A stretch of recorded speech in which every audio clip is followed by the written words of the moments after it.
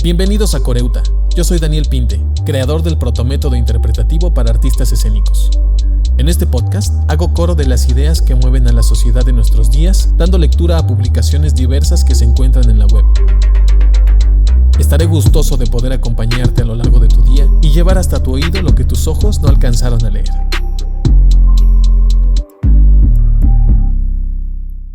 El día de hoy tenemos un texto de Zygmunt Bauman publicado por blogemia.com. Comienza con un fragmento. El consumo sin restricciones, se les dice, es signo de éxito. Es la carretera que conduce a la fama y el aplauso de los demás. También se aprende que poseer y consumir ciertos objetos y llevar determinado estilo de vida es condición necesaria para la felicidad, tal vez hasta para la dignidad humana. Zygmunt Bauman. El siguiente texto de Zygmunt Bauman fue publicado por primera vez en su libro Work, Consumerism and the New Poor. El ensayo de Mead contra los pobres que eligieron no trabajar termina con un enfático llamamiento.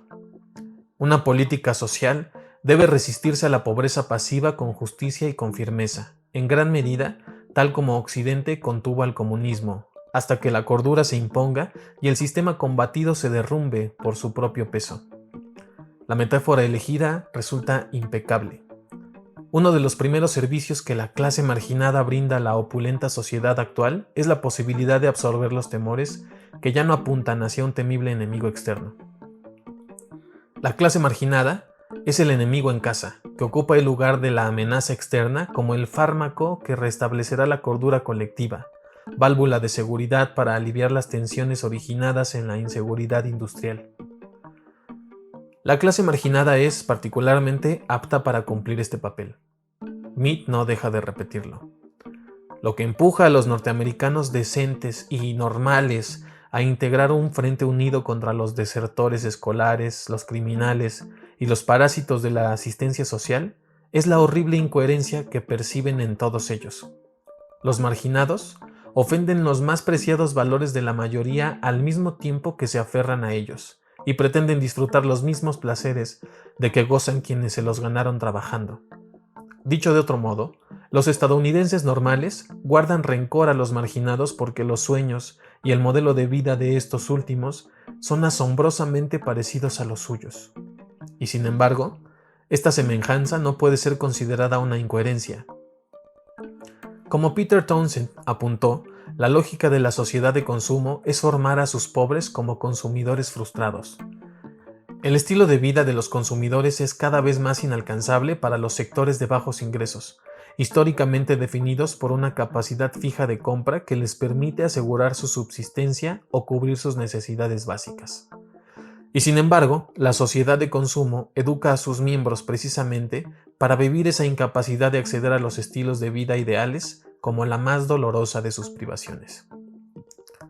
Cada tipo de orden social produce los fantasmas que lo amenazan, pero cada sociedad genera esas visiones a su propia medida, a la medida del tipo de orden que lucha por alcanzar. En conjunto, esas visiones tienden a ser fiel reflejo de la sociedad que las genera. Cuando son amenazantes, sobre todo, suelen ser autorretratos de la misma sociedad, pero precedidos por un signo negativo. Dicho en términos psicoanalíticos, las amenazas son proyecciones de la ambivalencia interna de la sociedad con respecto a sus propios modos y medios, con respecto a la forma en que la sociedad vive y se perpetúa. Una sociedad insegura de su supervivencia desarrolla la mentalidad de una fortaleza sitiada, y los enemigos dispuestos a asaltar sus muros son sus propios demonios internos, los temores reprimidos que flotan en el ambiente, que impregnan su vida diaria y su normalidad. Y, sin embargo, deben ser aplastados y extirpados de la vida cotidiana para ser transformados en un cuerpo extraño, si se quiere que la sociedad perdure. Esos fantasmas se convierten en enemigos tangibles a los que es preciso combatir una y otra vez, a los que siempre se esperará vencer. Siguiendo la línea de esta regla universal, el peligro que acechaba al Estado moderno, constructor de un orden y obsesionado por él, era la revolución. Los enemigos eran los revolucionarios o, mejor, los reformistas exaltados, descabellados y extremistas, las fuerzas subversivas que intentaban sustituir el orden existente administrado por el Estado para cambiarlo por otro administrado por otro Estado, establecer un nuevo orden, un contraorden que revertirá todos y cada uno de los principios según los cuales vivía o aspiraba a vivir el orden actual. La idea que la sociedad se forma de sí misma ha cambiado desde entonces. En consecuencia, el fantasma amenazante, el orden social con un signo negativo, tomó una nueva forma: el aumento de la criminalidad registrado en los últimos años. Un proceso, observemos, producido en forma paralela a la disminución de afiliados a los partidos comunistas y otros grupos extremos, promotores de un orden diferente. No es resultado del mal funcionamiento o la negligencia de la sociedad, sino un producto propio de la sociedad de consumo. Es su resultado lógico y, si bien no lo es legalmente, también legítimo.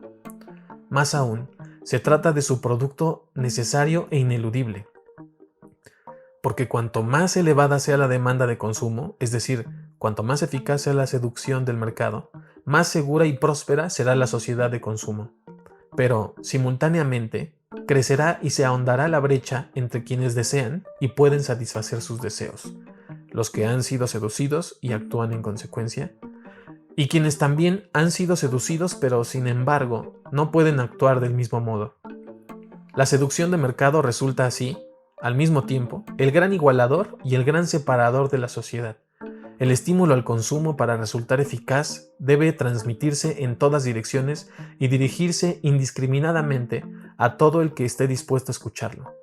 Pero es más la gente que puede escuchar que la que puede responder al mensaje seductor.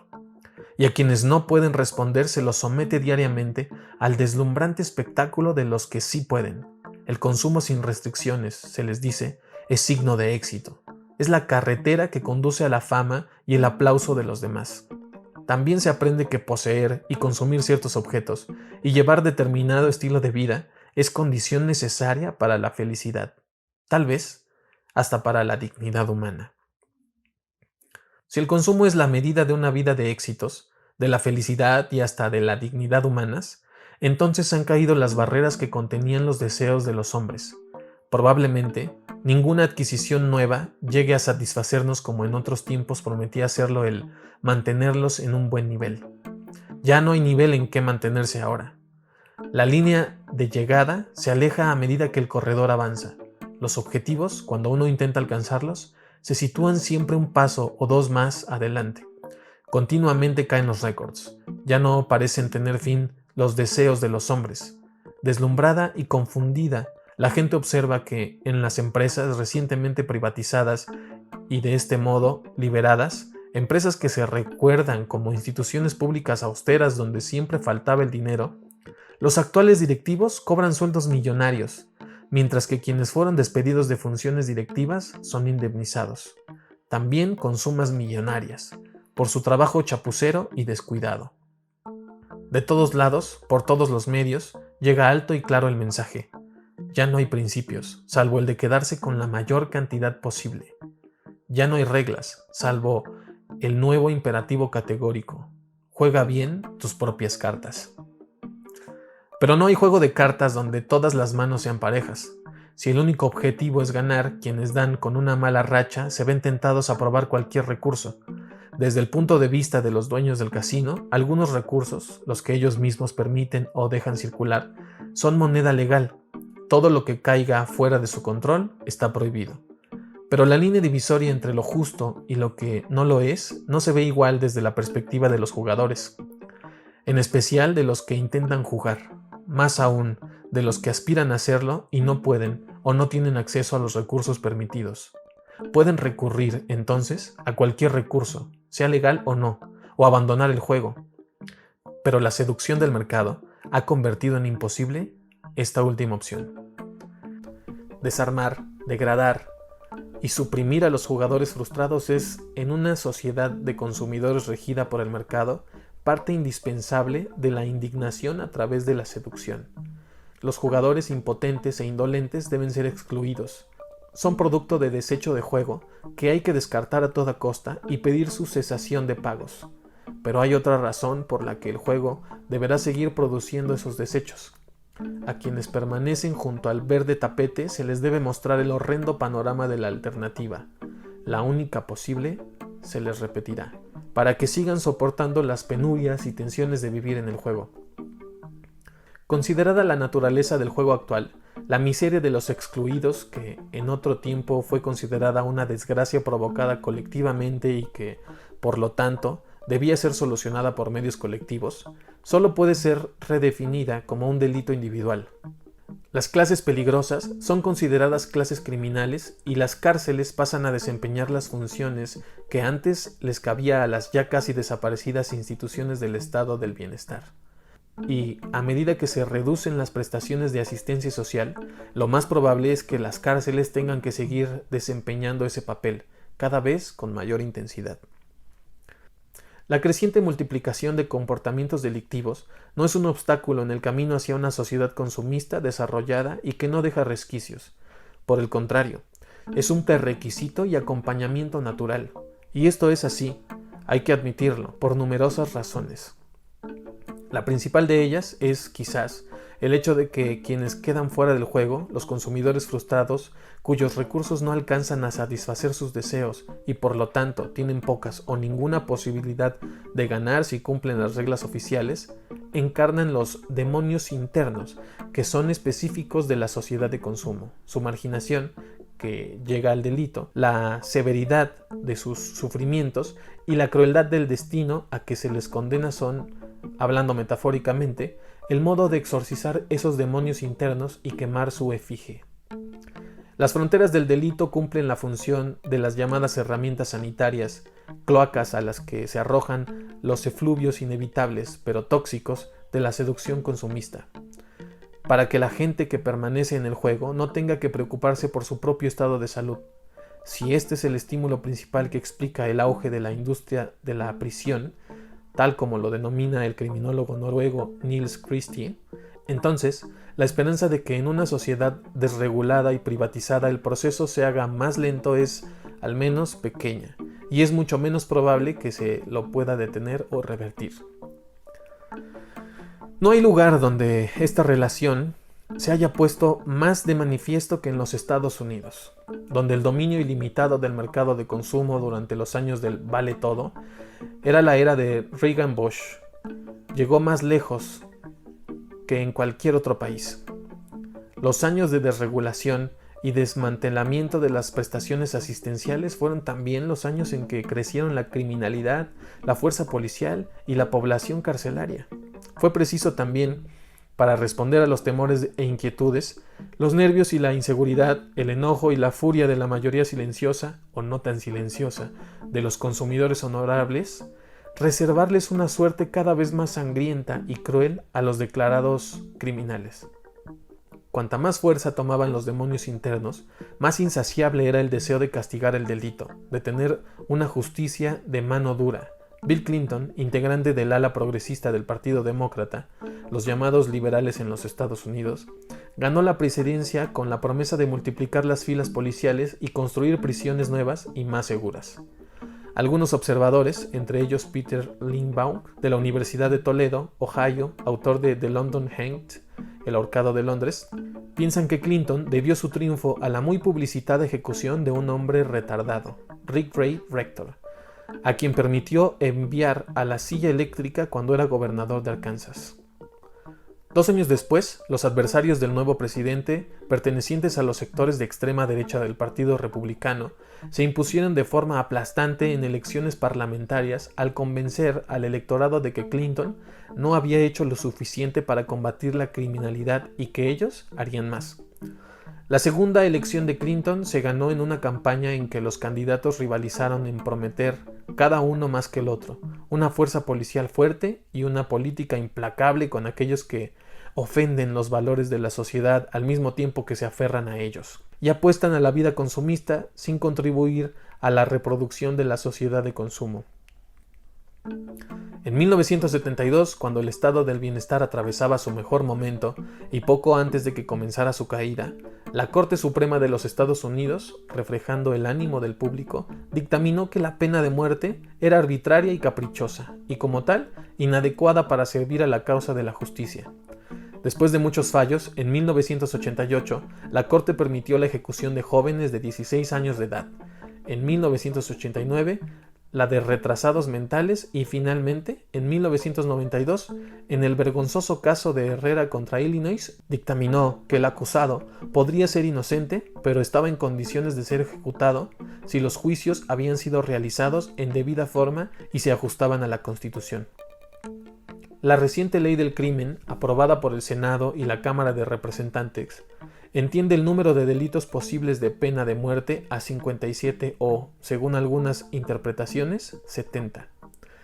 Con mucha publicidad y gran alaraca, en la Penitenciaría Federal de Terre Haute, Indiana, se construyó una cámara de ejecución dotada de los últimos adelantos técnicos, con un pabellón para condenados a muerte que puede llegar hasta 120 convictos. A comienzos de 1994, un total de 2.802 personas esperaban su ejecución en las cárceles estadounidenses. De ellas, 1.102 eran afroamericanos y 33 habían sido condenados a muerte cuando eran todavía menores de edad. La abrumadora mayoría de esos presos que esperan ser ejecutados provienen, puede suponerse, del inmenso y creciente reservorio al que van a parar los rechazados por la sociedad de consumo. Como sugiere Linebaugh, el espectáculo de la ejecución es utilizado con cinismo por los políticos para aterrorizar a la creciente clase marginada. Al reclamar este terrorismo de la justicia, la mayoría silenciosa estadounidense trata de liberarse de sus propios terrores internos. Según Herbert Gans, los sentimientos que las clases más afortunadas albergan hacia los pobres son una mezcla de miedo, enojo y condena, pero es probable que el miedo sea el componente más importante. Esta mixtura de sentimientos vale como elemento movilizador del público, utilizable por los políticos, solo si el miedo es intenso y verdaderamente aterrador. La tan publicitada resistencia de los pobres a la ética del trabajo, así como su rechazo a participar del trabajo duro tal como lo hace la mayoría honorable, bastan para provocar el enojo y la condena del público. Pero cuando a la idea de los pobres inactivos se agregan alarmantes noticias sobre criminalidad en alza y violencia contra la vida y propiedad de la población honorable, la condena deja lugar al temor. No obedecer la ética de trabajo se convierte en un acto que aterroriza, además de ser moralmente condenable. La pobreza entonces deja de ser tema de política social para convertirse en asunto de justicia penal y criminal. Los pobres ya no son los marginados de la sociedad de consumo, derrotados en la competencia feroz, son los enemigos declarados de la sociedad. Solo una delgadísima línea, muy fácil de cruzar, separa a los beneficiarios de los planes de asistencia de los traficantes de drogas, ladrones y asesinos. Quienes viven de los beneficios sociales son el campo de reclutamiento de las bandas criminales. Financiarlos es ampliar las reservas que alimentarán el delito. Bueno, y esto fue todo por el podcast de hoy. Me dio mucho gusto estar con ustedes. Si quieres apoyar la continuidad de este proyecto, lo puedes hacer a través de Patreon. Búsqueme por allá y sígueme en mis redes sociales. Nos vemos pronto.